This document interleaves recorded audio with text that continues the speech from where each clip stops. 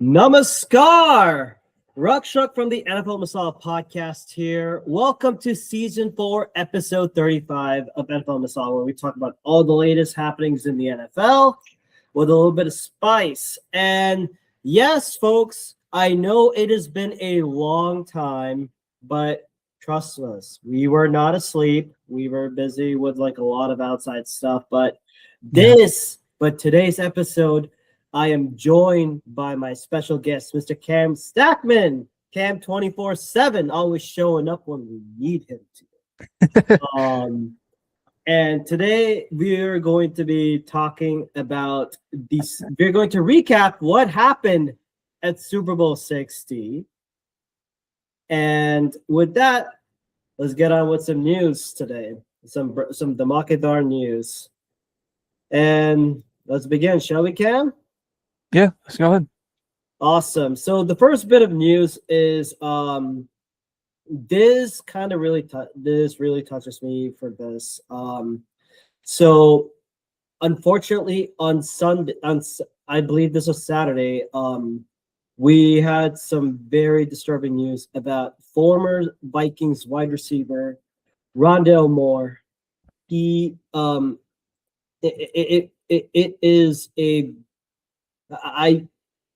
it's gonna take a little bit for me to like talk about this because it's just sad for what happened. Yeah. I think so as we know, 2 days ago on Saturday, February 21st, according to Kevin Seifert, ESPN, former Purdue star and NFL wide receiver Rondale Moore died on Saturday at the age of 25. According to the Associated Press, police in his hometown found in the garage with a suspected self-inflicted gunshot wound. And this, and the Vikings said this: "We are deeply saddened by the passing of Rondale Moore." The Vikings sent a statement: "While we are working to understand the facts, we have spoken with Rondale's family to offer our condolences and the full support of the Minnesota Vikings. We have also been in communication with our players, coaches, and staff, and will make counseling and emotional support resources available to anyone in need. Our thoughts are with Rondale's family and friends during this devastating time." This is just very sad. And I mean, he was a second-round draft pick of the Arizona Cardinals in 2021. He's been sidelined the past 2 seasons because of injuries. He missed the 2024 after suffocating the dislocated right knee with the Falcons. He was most recently with the Vikings in their 2025 offseason before suffering that left injury while returning a punt during the preseason. It's just, I mean, I'm just shaken by this because, again, those that are suffering from like mental health issues and all that, you're not alone. No, you're not. And I mean, to be gone away at such a young age, I'm just sad. Thoughts and prayers go to you, my man.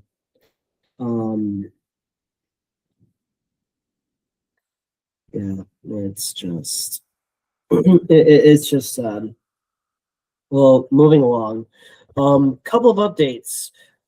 This is actually pretty new. There's been a notable change. According to Adam Schefter, the Broncos head coach Sean Payton said that offensive coordinator Davis Webb will be Denver's play caller this season. I think this is very interesting that that not only are you promoting your quarterback's coach to become the new OC after your OC left to take up a head coaching position somewhere elsewhere, but the fact that he hasn't called plays before. So I'm very keen and interested to know is why it's like is that Sean Payton should have. I honestly think Sean Payton should have kept his role as the play caller because Davis Webb, he's understood like what kind of Sean Payton offense he runs through. But my issue is if you're relying on a guy who hasn't called any plays, who doesn't have experience in play calling. I mean, look at Kevin Patullo for crying out loud. Why are you going with this? It makes no sense. I want to get your thoughts on this one. I mean, it's a shocker. I mean, Denver, I'm sorry. We took your offensive coordinator from you guys. I apologize. But still, hey, you robbed us of a potential AFC championship game. We take your offensive coordinator. It's fair. So I'm not throwing shade. I'm not throwing shade out, y'all. I'm just saying. Yeah. And I think, and honestly, like the take on this one is that I think it's just a bit sudden, I would say, because I get that you're going through a new coordinator. I honestly thought Sean Payton would be the one calling the plays, and Davis Webb, he can just ease onto it, and then go full on board as a play caller. But I don't know. It is what it is. And couple of news that I thought is the franchise tags. First of all, the Cowboys extend Javonte Williams to a 3-year contract. Okay. I believe I have the details for this one. 3-year, $24 million deal with $16 million guaranteed, and they also released linebacker Logan Wilson.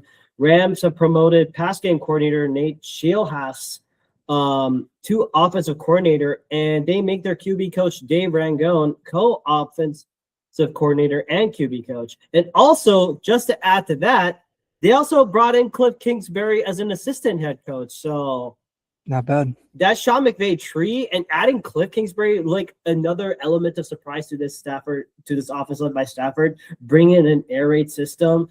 I think that's incredible. And of course, we got to talk about Tyreek Hill and Bradley Chubb being released. Miami's going full cleaning. It's like a dumpster fire sale. And I mean,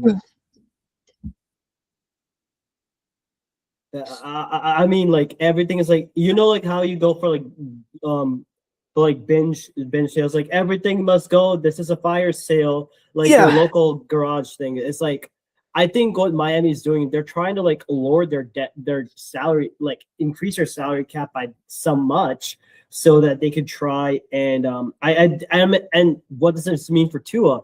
What does this mean for this new coaching staff led by Jeff Hatley and and now oh my goodness, their offensive coordinator. Dave Canale.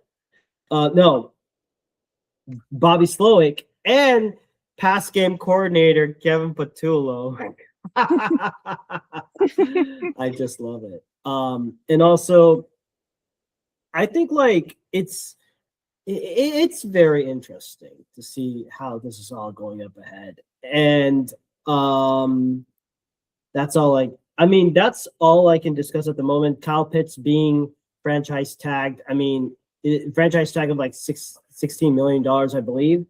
And also another part is the Indiana, did you know about the Chicago Bears potential relocation to Indiana? Like that kind of shocks me, honestly, because you're gonna have two Indiana teams with the Colts and where the hell the Bears are gonna go. So it's a little crazy because they only got one team up here in New York and got two down in New Jersey. So I mean, I think Illinois really screwed this up. Unless they have another chance, to actually counter it, they need to keep the Bears in Chicago. And yes, maybe that new stadium, that Soldier Field sucks, but dude, it's like it's a piece of history, man.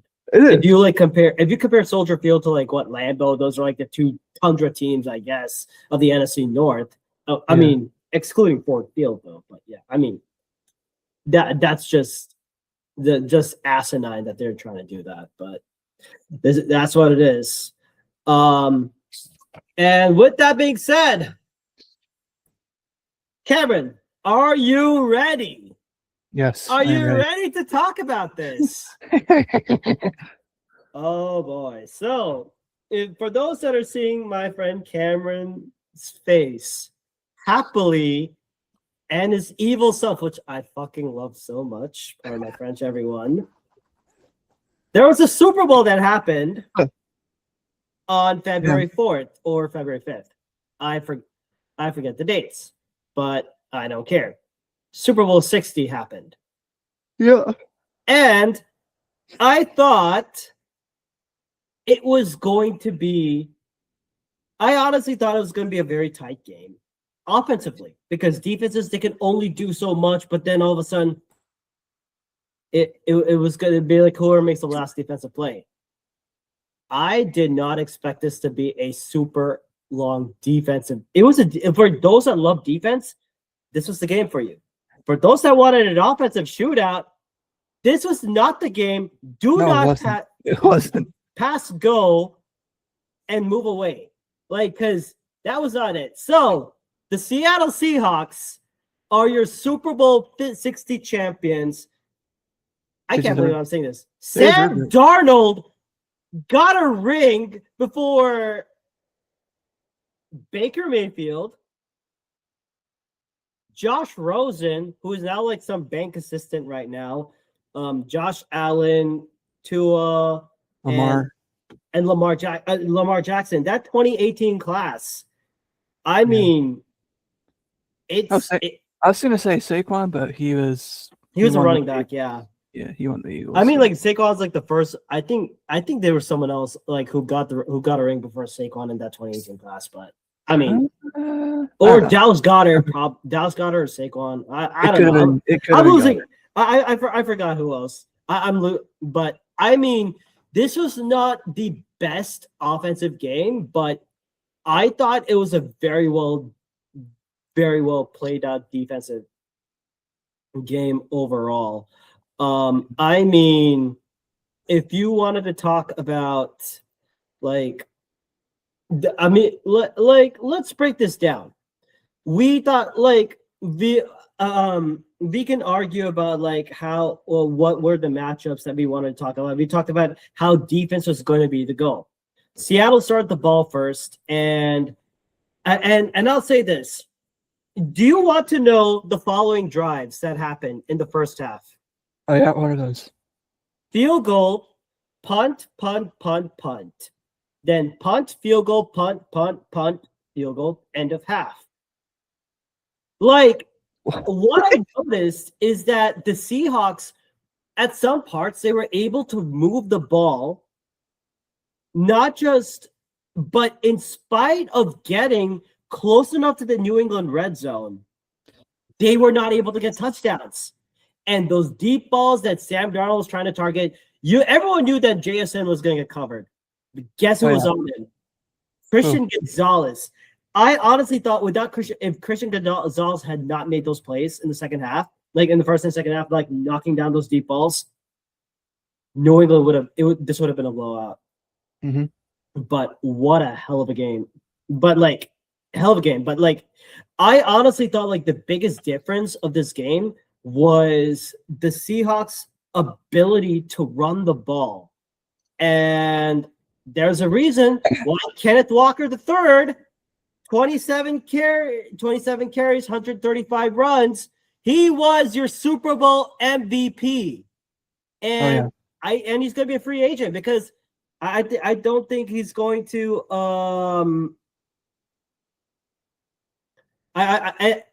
And not only was he Super Bowl MVP, guess what? He's gonna be. I think this is like his final year in his rookie contract. He's gonna get paid somewhere else, honestly. But what a performance by Kenneth Walker! 27 carries, 135 yards, ran the ball when you need to. And if you want to talk about QB, who was the better QB between Drake May and Sam Darnold, calm down. Sam Darnold did not have a good game. I thought he was off on his throws. 19 for 38. And 19 for 38 with 202 yards of passing and 1 touchdown. But What did he do that made him very well for the Seahawks? He did not turn over the ball. And like if you look at his past couple of games, I mean the most recent games, like starting from the playoffs, the division, conference championship, and now the Super Bowl. One thing Sam Darnold did, he took care of the ball. He did not fumble. He did not throw any picks. He played what he took the field. He took what the defense gave it to him. He ran out of bounds. He ran out of bounds when he needed to. He had to throw it away when he needed to. He tried to make a deep shot when he thought the guy was open. It worked. It didn't work. Perfectly okay with that. What were your thoughts on Sam Darnold's performance? I honestly thought it was a little bit slow compared to Jalen Hurts' performance last season. So, like, Jalen got it. Like, Jalen knew where to throw it to, who was open, whatever, etc. I felt like Darnold kind of struggled a bit. So, I mean, like, I would say Sam Darnold, like, yes, I agree. Sam Darnold did struggle on this one, but I honestly thought he had himself a very good game. He did what he needed to do. And if I had another MVP, I would give it to the Seahawks defense because holy shit. They shut down the second place finisher in Drake May. I mean, it like, and I've pulled up some stats from like FTN Fantasy, which talks about the DVOA.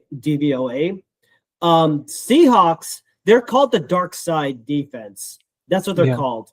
And this was their sixth best defensive DVOA in the Super Bowl since 1978.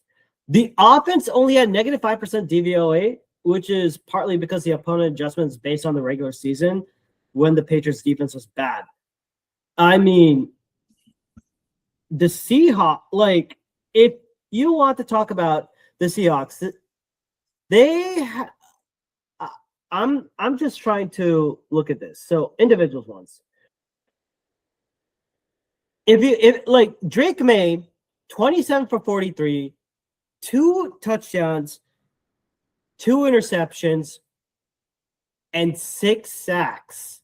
He was sacked 6 times. I talked about this in my in our preview.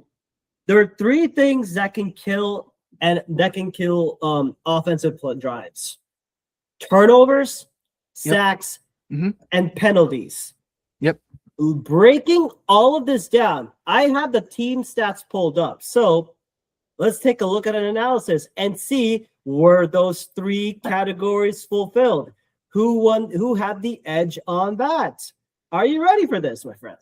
All right, let's do it. So, looking at our first stats. No, let's look at turnovers.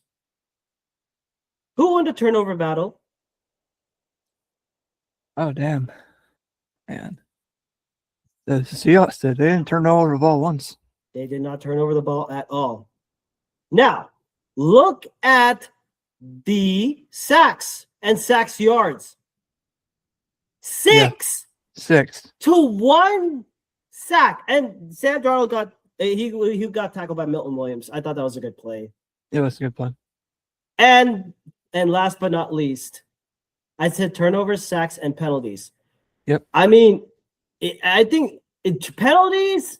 It was like some of us like, yeah. I mean, we couldn't care about it, but now it just came down to 2 things: turnovers and sacks. Which defense is going to come out of which? And who do you think, based on this, if you were to tell me, like, based on the score and what you saw from the stats, you could have easily told me, like, yeah, Seahawks won because they protected their quarterback a lot more than they ran the ball efficient. Not just running the ball, they protected their quarterback and they didn't turn over the damn ball. They outplayed you, Pats. They didn't. They outplayed them. And anything else, like, what were your other thoughts on this one? What the hell happened to Diggs out there? I was very shocked. Like, I didn't see Stephon Diggs like come in at all. No.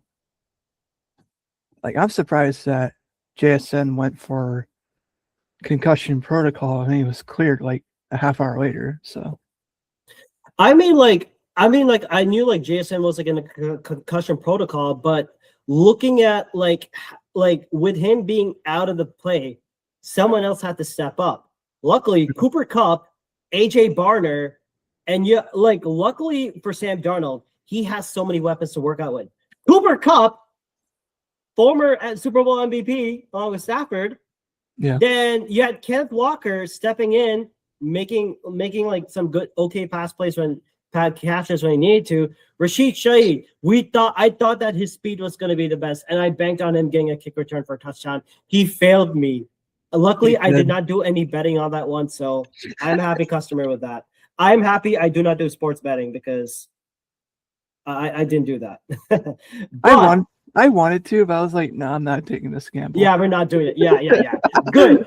We did not bank on that one. And then also, but I think like AJ Bart, like I thought like he would attack more, but I think having another backup wide receiver tight end like AJ Barner and George Holani, even though they got like some parts, I thought they did pretty good. But like the running game itself was just dominant. And going by the play-by-play, Patriot, like, what were some of your key thoughts on the game? I'm gonna try and look at some highlights and do a little bit of breakdown on. All right. On the Super Bowl and all that. So let's take a look at it, shall we? Perfect. I have it ready. Give me 1 minute. All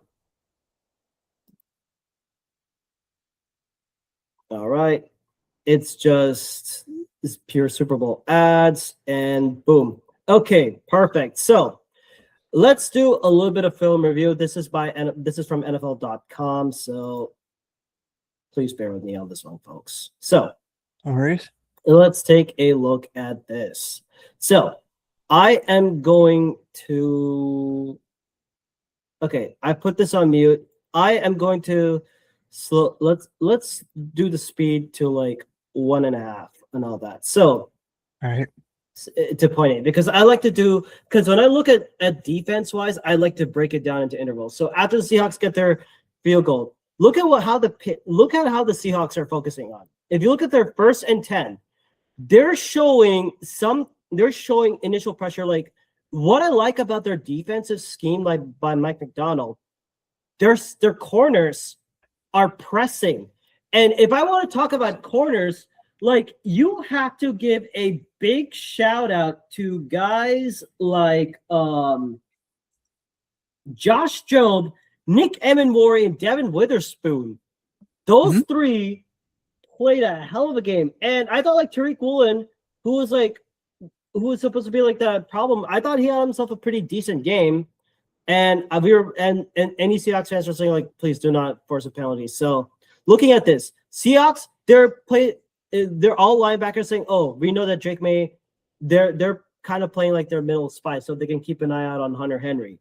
Plays developing. You're looking at that 4-man pressure by, I mean, who was the guy? I think no, I'm trying to remember what the name was. Uchenna Nwosu, Uchenna Nwosu, Byron Young, Drake, Ernest Jones, Drake Thomas, and I thought, and of course, don't forget former Cowboys DeMarcus Tank Lawrence. Tank Lawrence, hey, a Cowboy won a Super Bowl from there. He did it by leaving your team. Before the Cowboys actually won a Super Bowl. I mean, like, this is incredible. What I liked about the Seahawks, they kept up the pressure. I know this was Derek Hall coming in from the edge. And of course, everyone's going to say that Will Campbell, he was a tackle. He was playing tackle. And he was supposed to be playing right tackle. I hear reports that he was injured. I'm sorry, but Will Campbell sucked ass this game. He had one of the worst pressures allowed. He got bull rushed, and Drake May could not survive the pocket. No, he couldn't. Like, watch right there. just bulldoze, not even a double team to help him. And Drake May has to run outside. And here's another sack. I'm going to talk about this because right there, Seahawks, they're showing what they've done this before. I'm very shocked that Josh McDaniels did not talk about this on their film. Nick Emenwari likes, not only is a good safety, he can play corner as well. He was drafted to be that Swiss Army knife. And you want to know what the best part is? He's very good at blitzing. He's a good blitzer. He's coming from this edge. Boom. Right there. He was able, I think he brought the initial blitz. I think that was someone else. Oh my goodness. I think that was Jay Bobo, and then Ernest Jones comes up, blocks, stops the run. You knew that you're going to have guys, you knew like entering into the game, you're worried about Tre'Davion Henderson and Ramondre Stevenson. Yeah. But having number 42, Drake Thomas, he knowing that there could be a delayed run, just goes on a blitz. First initial stop. And right there, this is what I love about the Seahawks defense. Attacking pressure after pressure after pressure. I mean, if you wanted to talk clinic, like you could see, like, yeah, look at what Vic Fangio's defense did. Now, another one. I saw blitz and beautiful tackling. This is what we love to see. Oh, yeah, 100%. Getting to the ball, knowing that there's going to be pressure, he has to go to his quick read right there. Like, that is incredible stuff. And then here's another favorite one. I think you'll like this one. 3rd and 13. This is on the first drive. Watch this. Okay, so I want you to look at this. This guy, what do you think he's gonna do? He's going after me. He's going after me. Watch him. He's lined up as a corner. Immediately comes in. Boom. Breaks through. Oh yeah. Welcome to pain. And that was Devin Witherspoon. Yep. Devin Witherspoon. This dude. I know it, like Devin Witherspoon is supposedly like very good in his in like go as a special blitzer, but goodness, I'm very shocked that the Patriots did not make any adjustments in this game. Like, I'm sorry, Josh McDaniels, what the fuck were you doing? He probably had his head up his ass the whole game. I don't know. I think that could be your answer on this one, because I did not know what the fuck he was doing. Because knowing that the fact that you're kept in this game because of Christian Gonzalez is like batting away all those passes. Like, I'm sorry. What the fuck? Like, it was so bad. I mean, any thoughts? Any more thoughts you want to talk about this? Because I know we have to talk more about the Super Bowl recap. We got to talk more about like what we saw. Like, what were your inputs on this game? I'd say defensive wise, Seahawks won this one, as well as a little bit offensive wise. But don't sleep on like guys like Witherspoon, because you're gonna get plowed. So.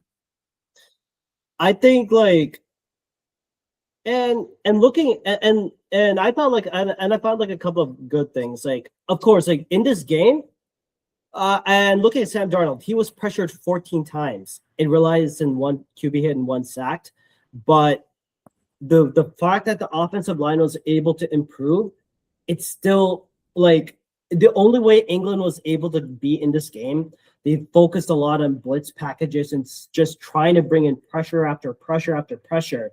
But if if New England's offense isn't doing that much, there's so much that you can do. Yeah. And usually, like, what knowing, and I think like there was a lot of danger throws that I think, like, if you remember, there was like one key snap, 3 defenders. Like, they were like crying out the line, showing pressure. And then as Darnold steps back, they all go back. They all go back to play. They all go back. I almost thought that was an interception right there. when he was trying to throw into typical triple coverage to JSN, JSN makes that catch, he's in for the touchdown. Long way. But it's just like I'm just very shocked that they were able to survive like from Milton Williams and all that. And I think like knowing that New England was going to bring more blitz is like which is what Mike Vrabel would like to do, loves to do. What does Clint Kubiak do? One thing he did, he was able to bring back the screen game. Knowing like he was able, like with JSN going back, he went more heavy personnel, meaning 2 tight ends on the line, 1 in the backfield, 1 receiver outside. Like 2 tight ends on the line, 1 backfield, 1 receiver. It creates a heavy look, meaning that, hey, guess what? If you have 2 tight ends, we're most likely going to run the ball. But nope, he turns it into play action. And he created a lot of traffic. Hell, Jake Bobo and Rashid Shaheed, you thought they were the targets? Those were wrong. All of it was just targeting Cooper.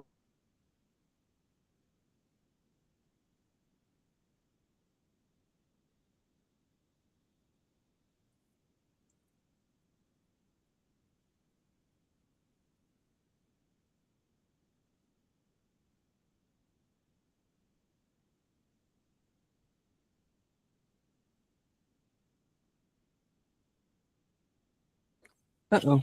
Man.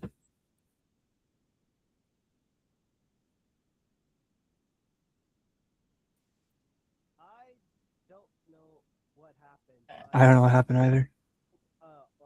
Correction, technical difficulties, but I was trying to pull up some stats on that one, but it is perfectly fine. But I think like what I noticed about the Seahawks were able to make adjustments. You have to take into consideration like knowing that JSN was out.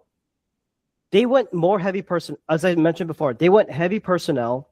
They brought in 2 tight ends, 1 back, and 1 receiver. You thought like, oh, Jake Bobo and Rashid Shaheed.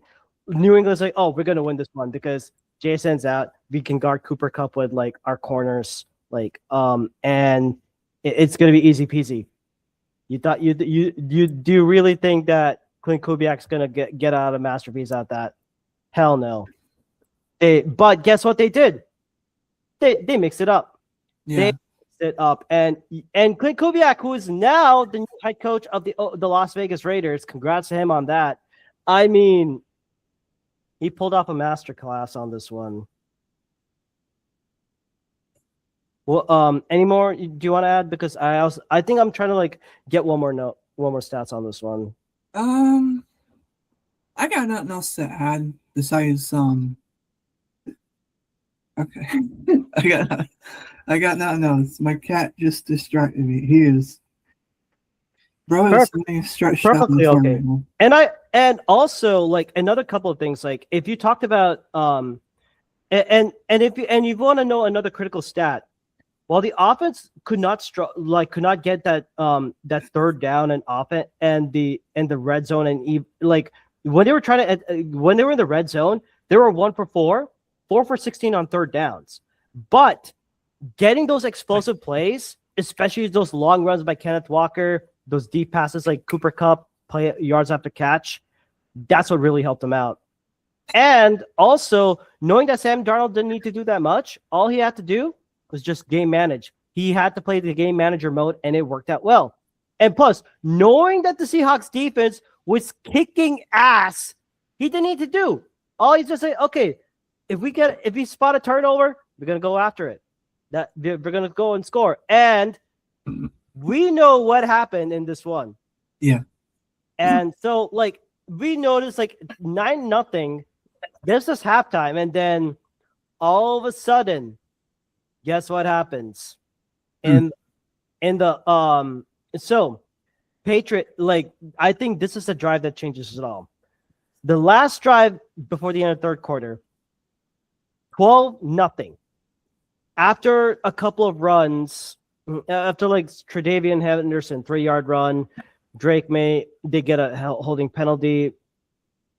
They are drive. So New England 37, 3rd and 6 at their 44-yard line. It looks like they're driving. Drake May takes a bad sack at the for a loss of 7 yards. And guess what? We saw a fumble, and I'm like, oh my God. If the Seahawks recover it, game over. Oh, yeah. Byron Murphy is there to pounce on it. And then 5 plays later, Sam Darnold finds a beauty of a pass to A.J. Barner for that touchdown. Yeah. And I would like to show that clip. I mean, yeah, A.J. Barner's name hasn't been called up that much, but it was a beauty. After this ad. Or no. Okay, perfect. Okay, I have it. And I think like when I was watching the game, I was like, when are they going to score a touchdown? When in God's name are they going to show a touchdown? And there, so we see them lined up like this. So you see a little bit of so you have one person in motion. Yep. One person. You saw Shaheed. I think it was like Shader Cup. Fakes a head up to Gannon Walker, knowing that Barner. So, like, watch this guy. I think this guy right there. Barner's right there. Breaks open. Right there. Do you see that? Yeah. Do you see that play? That is proper execution. And I mean, like what? Like I just like how the Seahawks designed this play. So it looks like the Patriots are in their traditional, like almost like in a 3-4, a little bit of zone, and then 2 receivers. You have Barner, 1 back, and they already have 1 back right there. What does he do? In order to disguise, like instead of like just going a straight handoff and whatnot, they disguise a handoff. They motion him, and they put him in the slot. Do you see that? Yeah. So. Like, watch him. Moving. Hikes the ball. Patriots, the linebacker saying, oh my God, we have to move this way. And then break. Then once that happened. He got that. That is all she wrote.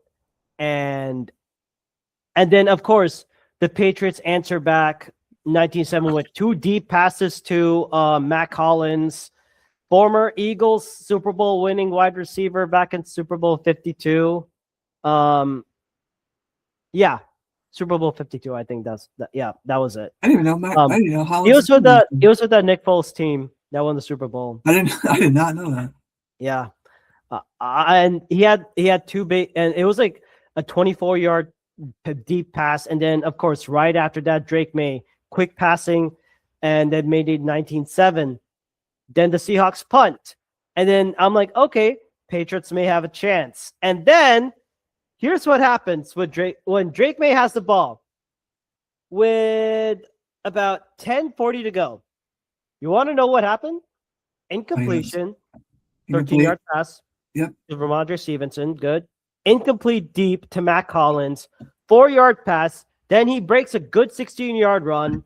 And then all of a sudden, Drake, I think, then he throws a bad interception. He's trying to attack the middle of the field, but why was he throwing it to directly to Julian Love? I mean, I don't know. It was bad.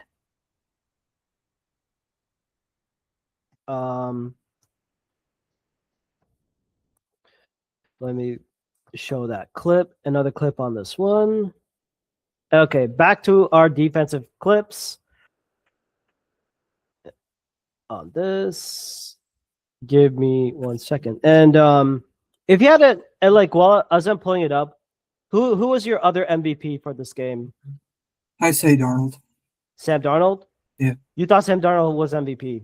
Either Darnold or Reese Witherspoon. Or fuck that was Kevin Witherspoon. Kevin Witherspoon. Yeah. I'm like, she doesn't play football. She's an actress, but I know. It kind of crossed my mind a little bit. Yeah, and then of course we saw the fumble. Beautiful from there.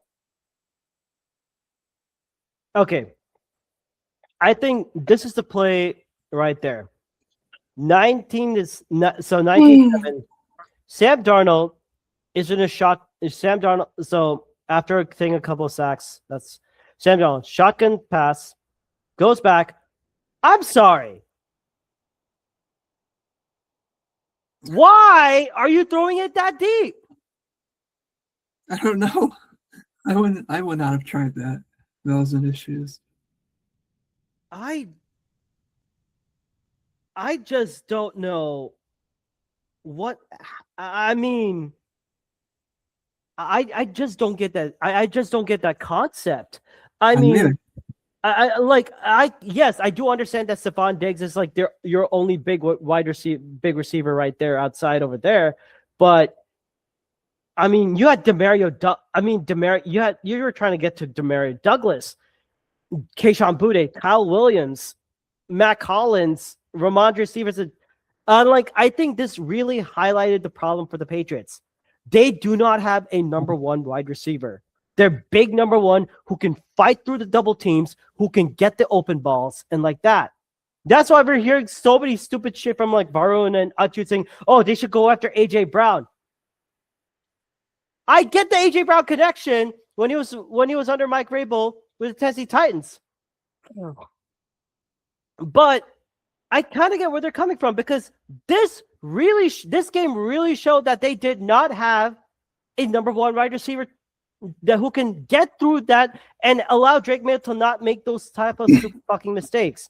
And also, I put a lot of blame on their offensive line because they did not do their best. Like, I'm sorry, Cameron. Like, if you were an offensive coordinator, like, would you have allowed?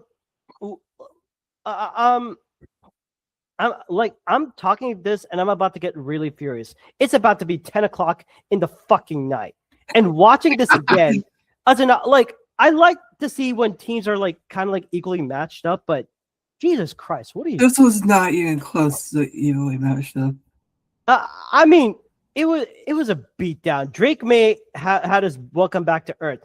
Like, look at and I also blame a lot on that O-line. Like, what the hell? Like, no, he's gonna get sacked. What is your thing? Why are you running? Dude, this guy's open. I know there's a linebacker. Go to your read right there. Hell, even over there. Yes, it was taking a shot, but why are you taking the deep shot?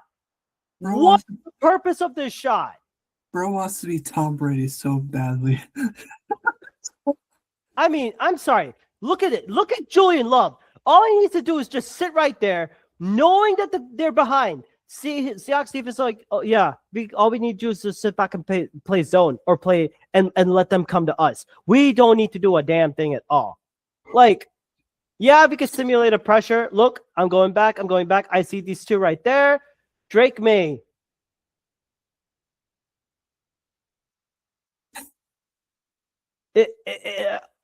Can you make this make sense for me? I cannot. It doesn't make any sense. Why on earth are you throwing a double coverage? People were trying to say, oh, Sam Darnold's the one that's seeing ghosts. Drake May saw a fucking nightmare in that game. Like, you put all your hopes on Drake May. Like, hey, Drake May, it sucks. You'll get better from it. Maybe you'll come back. I don't know. But it was a really bad performance. And to be honest, dude, he did not have a very good playoff outing. I thought that Mahomes had it bad last year. May had it worse. and you want to know the crazy thing? What's that? If you look at it, like during the regular season, the Seahawks only blitzed 20% to 20.7% of the time, fifth lowest in the NFL. You know what they did on Monday, on that Sunday? Oh, yeah? They only blitzed 15.1%. It was split by half. Oh, no. McDonald blitzed May 13.3% of the time in the first half before dialing it back and setting extra rushers just 8% of the time after the break. Like, you had Devin Witherspoon blitzing the QBs. He's a third-year All-Pro. He has rushed a quarterback 33 times across 12 regular seasons. And Witherspoon didn't even blitz during the game against the 49ers and the Rams. He had rushed Drake May 7 times. I know. It was crazy. And also, he also produced a sack on Drake May, which happened to be a strip sack interception for Unchewa Nwosu. And I'm gonna take you to that play. Are you ready to see this, Cam? Because I know you've been dying to watch Drake May lose. I know from your face that you're loving this, aren't you? And we're talking about this. So more sadness from Drake May. So 22-7 after another field goal. Drake May stop the play. I think takes a brutal sack after this. You probably realize it's just already over. I knew they were Byron, released before the game. Byron Murphy. The Seahawks aren't even set on defense. No. And then you have Witherspoon. He comes on a corner blitz. Free rusher. Recovered. And I thought, like, oh my God, it's a fumble return for an interception. It's like a thing, but oh no, he was picked up. It's a thick six. It's a thick six.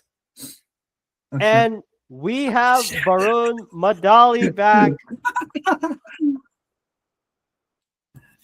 How's it going, bud? Yeah. Going good. Yeah, so I was just trying to go through like some of the defensive plays that the Seahawks did. I'm sorry, man. I want to hear from you. Like, what were your thoughts about this game, going into the game and after this game? Well, I'm getting a drink because I'm thirsty. Going into the game, it was the Patriots O-line held up really good against the Broncos, so I was a little optimistic that the O-line could at least hold up somewhat against the Seahawks, and that was not the case. And I think ultimately the Patriots overachieved significantly this year. Like it's year one of Vrabel, year two of May. They weren't supposed to be here, and I think the roster they had kind of indicated that they're still quite not there yet on how good their roster should be. And hypothetically speaking, this should be the worst roster of the May and Vrabel era. But it was a good year, a great year. But ultimately, you kind of saw the limitations of some of the offensive pieces around May, and it ultimately Seahawks defense is too much to manage. Yeah, and I mean, we have to talk about I think like Drake May, I felt that he needed two things to go his way. And also, no, I think he needed three things. Number one, that offensive line, it did its best to help out, but I'm sorry, like Will Campbell giving up 14 pressures, the most we have seen for any game. And then you also had, and he did give up a sack. Yeah. To Tank Lawrence. I mean, we could take the sauce that Abhishek can be crying that the Cowboys, that Tank Lawrence got a ring before the Cowboys did. So that's something to cheer about. But I think like Will Campbell just looked out of place the entire game. Yeah. And it was rumored that I was actually playing injured. I'm like, why are you even in the game? Yeah, that's one thing too. Like earlier when Will Campbell missed a few games, Vidarian Lowe came in and he was actually solid. Like he was pretty good at left tackle. So I don't get why you would want to put in your rookie 22-year-old left tackle who's injured over, a veteran who showed that he could hold up on his side. I don't get why they did that. If the rumors are true and that he was actually hurt. Yeah, I think like he was suffering from like an MCL sprain. I think like I'm just reading through this. He was still battling the aftermaths of the MCL injury he suffered late in the season. Yeah. But I mean, like even with that, like I thought Josh McDaniels did a horrible job in not adjusting to what the Seahawks were going to do the entire time. Yeah, it was a bad offensive showing for sure. I think you can kind of saw how Seahawks, like every offense versus defense matchup, almost on every single position, the Seahawks probably had the advantage. And it was Josh McDaniels was not helping them out, but there's only so much you can do when your O-line cannot hold up at all. Right. But I think even with that, I thought they could have gone for a little bit more quick passing game. Yeah. Target the backs a little bit more, like with Ramondre Stevenson and Tre'Davion Henderson. I was very shocked that they didn't rely on them a little bit more. The one thing that stood out, like this isn't just the play, this is like the whole year, is TreVeyon Henderson. He was a little bit of a feast or famine running back. Like he would have his highs where he would hit home runs, but also his running vision throughout the year, it was kind of up and down. Like he wasn't like a reliable runner, even though he finished with the high rushing yards and all that, because he is a home run hitter and he did find some of those. But one of the things is lots of fans are confused about is why, because Josh McDaniels before in the past, he utilizes the running backs a lot in the passing game. It's a lot of screens, it's a lot of getting them in open space. And TreVeyon Henderson just did not see anything in the passing game. So that was also one thing. Like, you have a dynamic home run hitter, why don't you get him out in space? Like, they weren't really using him properly. And another thing is like I mean, looking at your weapons, you had Matt. I mean, not just like your tight end, like Hunter Henry was okay, but your other weapons, you had Matt Collins, Demario Douglas, Keyshawn Butte, Stephon Diggs. Where was Stephon Diggs? Austin Hooper and Kyle Williams. I mean, I'm sorry, bro. I mean, I think I talked about this with Cam.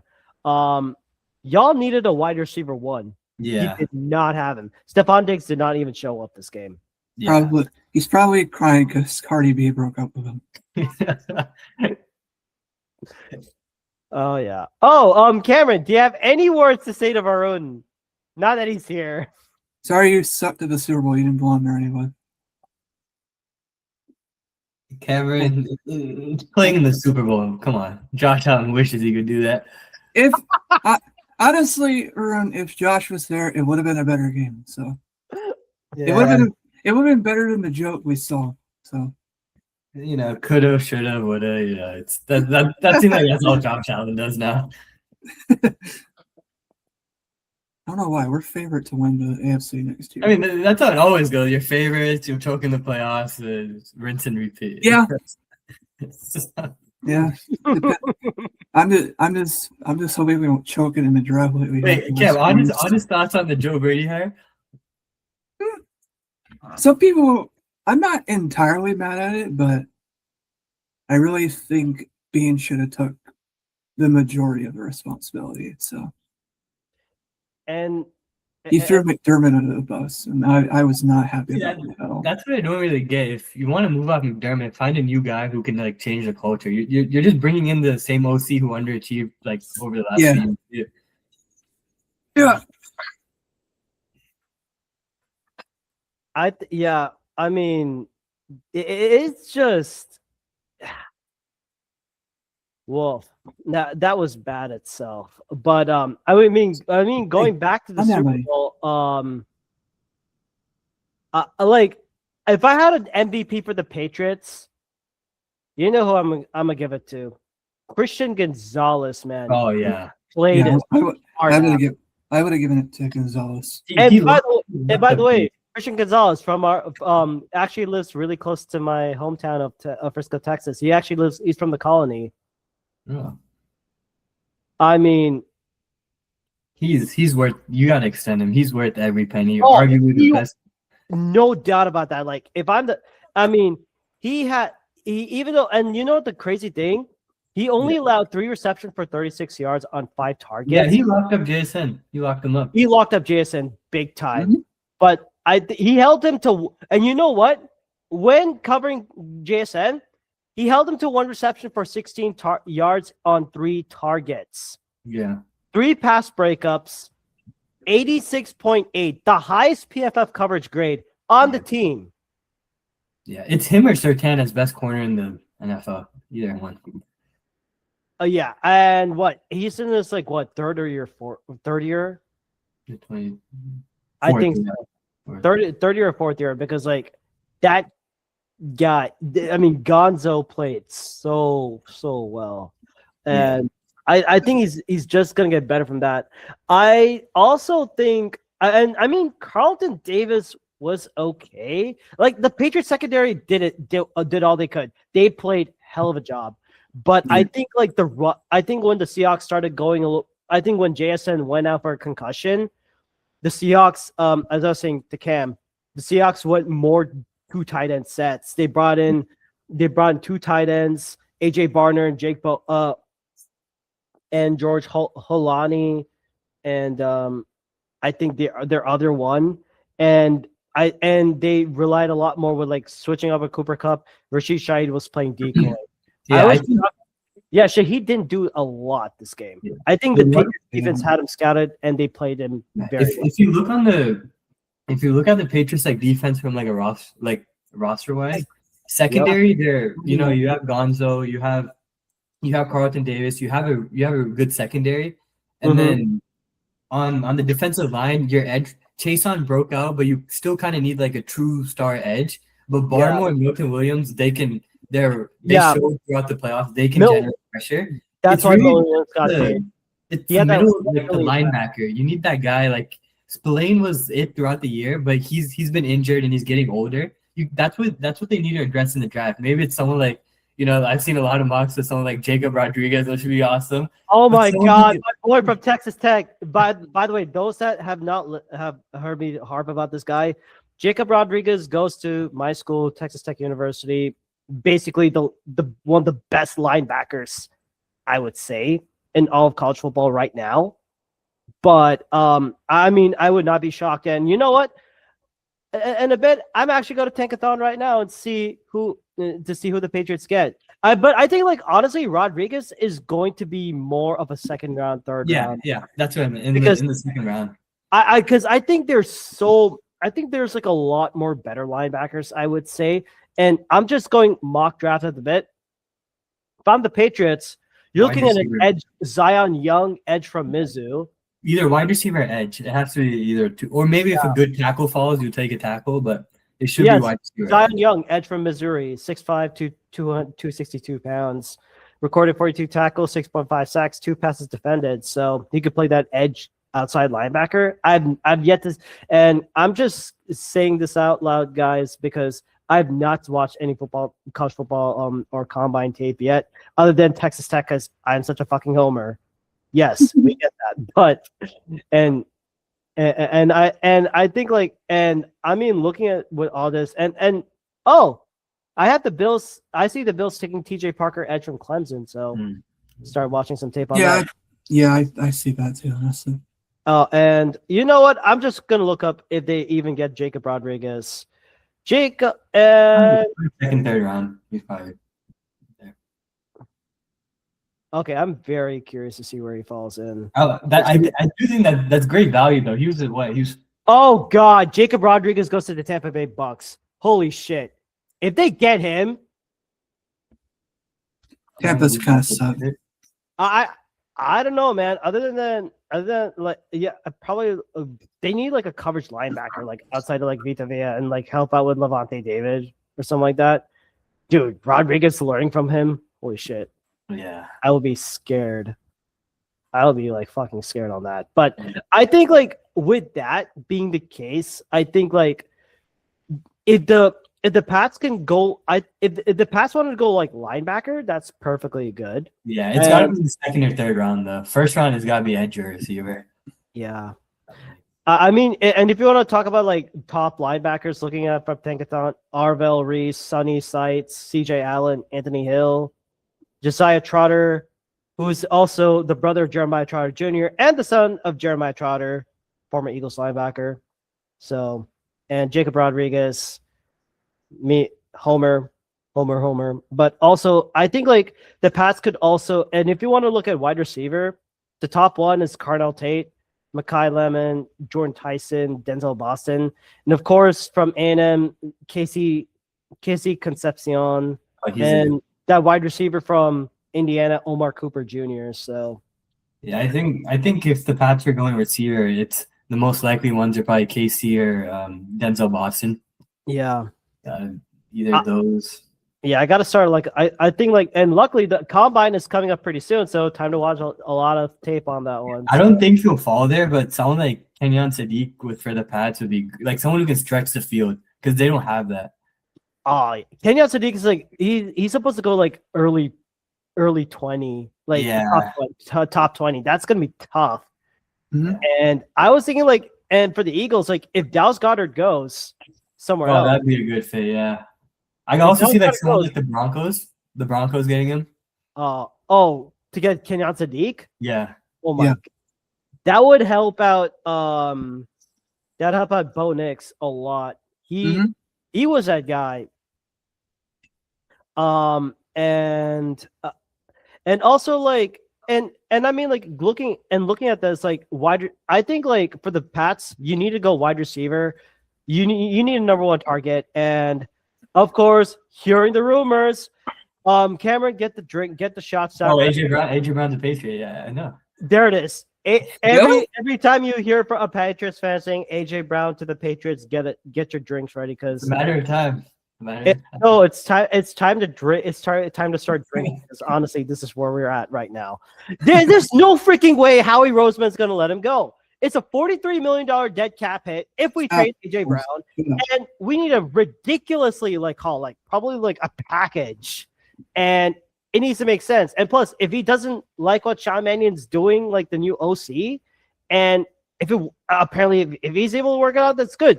I don't know if he returns next year because that's the end of his 4-year deal, I guess. But maybe you want to go ahead. But I doubt that it's that a trade might happen. Then again, I've been proven wrong. But there's no chance in hell that AJ Brown is wearing a Pats jersey. No chance in hell. I don't see that happen. It's fate. I'm telling you, it's fate. It's fake. I know it's fake. Thank you for affirming that. You're just rage baiting Eagles fans at this point. Oh no! I mean, I would not be surprised. If that's the case, then we might as well look for I don't even know the wide receiving if they would go wide receiver early. Then I mean, Carnell Tate, Malachi at the 23rd round. Maybe you get I don't know. Omar Cooper Jr. If you guys, think about it. If you guys trade away Brown, you can get Justin Jefferson like you should have done. We should or you know what? You know what's the crazy thing in the 2019 draft? After getting Andre Dillard, we were primed to get we had 2 second-round picks. We could have gotten. We had in the area. We had the option of getting DK Metcalf, AJ Brown, but we went with Miles Sanders and JJ Arcega-Whiteside. Yeah. Arcega-Whiteside is not even on any fucking roster from what I understand. It was so bad. And thank God we rectified that mistake when we got AJ Brown from that ridiculous trade. But then again, I don't know what AJ Brown wants to do and all that. So I don't know. It's up to him. It's up to him. It is up to him, and I am really scared on what he's going to do or what he's going to say. But yeah, a lot of talk on that. Something that's kind of similar to the Jalen Reagor, Justin Jefferson that doesn't get mentioned much. Oh my God! How the fuck did we give up? I'm just I was trying to get away from PTSD from this. No, I was saying a similar situation to that is the Commanders passing on Christian Gonzalez for Emmanuel Forbes. Yeah, and Forbes is not with the Rams. He's with the Rams, and He's with the Rams. Yeah. he was meh in that game. He was meh with him. He needs to be in a proper system. And Emmanuel Forbes, AJ Brown, made Emmanuel Forbes his bitch, literally. Oh, yeah, 100%. Oh, I was when I in the first Eagles home game when I was there when I watched it. AJ Brown, after beating Forbes, he was like this. He did the too small, and I think Forbes was crying at the field at one instant. Yeah. He literally made Forbes cry, and I'm like, damn, damn. It's tough. He's gonna be doing that to Tre'Davious White next year. Oh my god, All right. dude, AJ. Oh my. I will not sleep if AJ Brown gets traded this year. Maybe next year, but if he gets traded this year, I pray to God he doesn't get traded. I hope Howie sees the truth and does. I think if the Eagles underachieve this year, Sirianni's gone, right? Yeah, see, Sirianni's gone. Yeah. He is Yeah. gone. Sirianni is going. I don't know why they didn't fire him after the wild card game. I feel like they're kind of wasting this roster by keeping Sirianni. Like, and people would just point to like their record, but like, what exactly does he do? He's not the scheme guy. Exactly. Like everyone says culture builder, but like the Eagles are one of like the noisiest teams. It seems like there's always something going on with them too. So Yeah, because, like, not only is it like from the players from the inside, but you also have to look at the fucking Philly sports media, like 94 WIP. I don't even listen to that shit, but they talk so much. And then you have Jack Up Sports or Jack Off Sports from what I can understand, and like it is so mind-boggling. Like, I'm like, who do I trust? Who do I even listen to? I can't even listen to Locked On Eagles without hearing something fucking controversial happen from those guys. I can't. I mean, the only trusted source I listen to are a bunch of bloggers, are like really true bloggers, and one of the guys that has made me the podcaster for who I am, Fourth and John. Fourth and John has been my only credible source. Like, what the fuck are we doing, man? This is so bad. Philly sports media is so fucking toxic with this, man. I was gonna say it's Philadelphia. When doesn't toxic shit happen over there?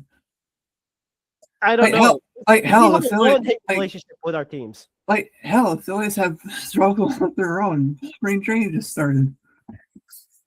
I mean, I wouldn't be keeping an eye too much on the Phillies because I'm a Ranger. Because like I follow like almost like all Texas teams except for the Cowboys, Eagles fan, which is like the weirdest thing, but like it is what it is. Whatever. Yeah. I think main point, Pat's got to get a receiver one. Yeah, Pat. We can all agree on this one. Pats need to get a wide receiver one. Yeah. That's You can have Coleman. I'm okay. I'm okay. Damn it! Hey, I'm Kevin, sorry. Dude, I'm Kevin, sorry. No. Cameron, you're not in a position to talk about Keon Coleman. You have Yeah, the opportunity to draft Xavier Worthy and leave him away from the Chiefs. But what did you guys fucking do? You trade that pick away back. We saw this live, and we blame you guys for this shit. Because we have to see Mahomes to Worthy. Cam, And then you guys can have Stephon Diggs back if you want. Oh hell no! I don't want him back. I doubt Stephon Diggs is going to come back. He would never come back to us if he had the chance. Yeah.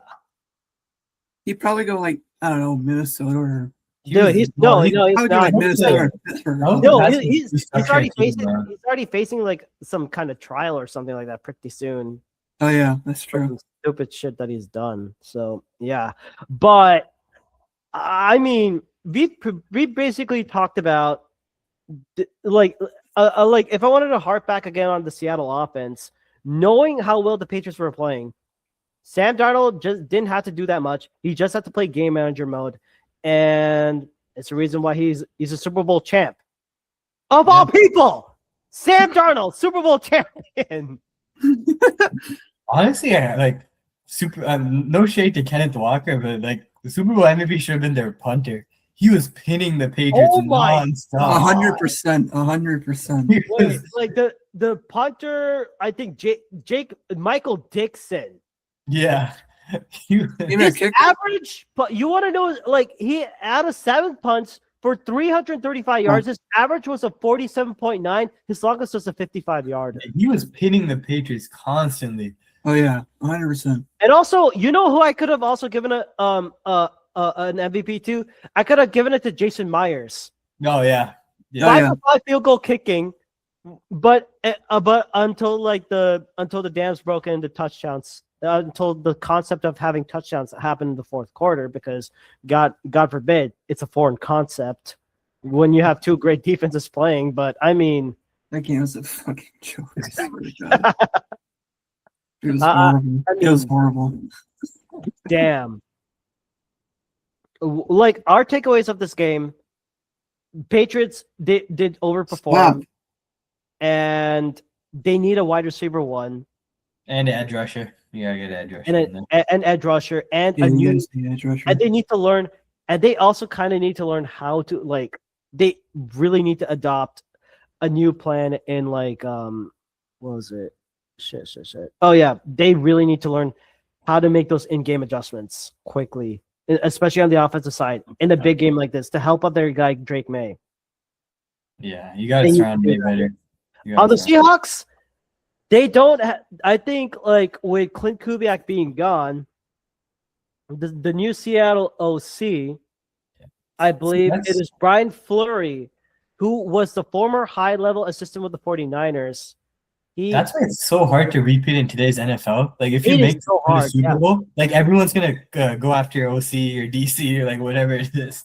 I know, mean, it's crazy. Yeah, I mean, like if you looked at, case in example, previously, look at what happened with the Eagles. Yeah. After the 2022, 2022, 2023 season, where they went to the Super Bowl and they lost, Shane Steichen, coach for the Colts. Now, after winning it, Kellen Moore, guess where he's at? Yeah, if the Seahawks or if the Eagles offense is really good this year, their OC's probably gone too. I hope to God not. I would rather fire Sirianni and then promote Sean Mannion over. Yeah. I think that'd be our best case. And also, guess what? Like, not only did the Eagles get Sean Mannion, they also brought in Josh Grizzard, the former Bucs OC, as the passing game coordinator. So he could be that promotion. I think they're trying to go more in that Kyle Shanahan, Matt LaFleur, Sean McVay's type of thing. But yeah, I think like it's going to be. I think like him being part of like of a rival NFC West, like what the Niners were able to do with like so many injuries in their field on their receiving core and tight ends. Yeah. I think like this is. I think this could really help out. And with what Darnold has done he's gone through like one of the worst things. Like with the oh my God, I'm trying to remember. The Jets. With the Jets, then the Panthers switch over to the and then he went to the 49ers for a year. And 49ers then backing up to Brock Purdy. He's been to a Super Bowl. Then with the Vikings. And then Now here.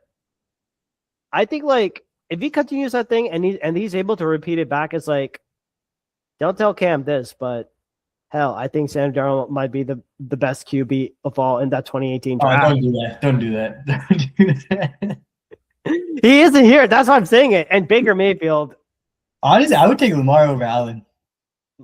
Lamar Jackson over Josh Allen. Yeah. Oh boy. Are y'all talking shit? I admit I may have said some shit. Cam, you think Darnold could be better than Allen? What do you think? I said Darnold could be better than Allen. I mean, I'd take Darnold over Jackson. Oh, what? What? I didn't stutter. You should have stuttered. Nope. Oh my God. Mark the date and time, 10:34 Eastern Standard Time on February 24th, I just have a 2026. question for you. Okay. What? Why is Allen better than Lamar? Oh, Probably the same reason why Mahomes claims to be better than Allen in the playoffs. Okay. If you want to go head to head, but if you look at body of work, Lamar's been a lot. Like he threw 41 touchdowns last year to 4 picks. He outperformed Allen in every metric. All right. Did he come back 3 times and eventually choke a 40 to 25 lead over us? Yes, he did. And no, if you want to use the head to head, that's fair, but I would prefer Lamar. Yeah. Say what you want. I'm picking Allen over Lamar. That's surprising. What do you got, bud? I got nothing to say about that. I mean, like, if we want to talk about like talent wise, I think both are very similar. Oh yeah.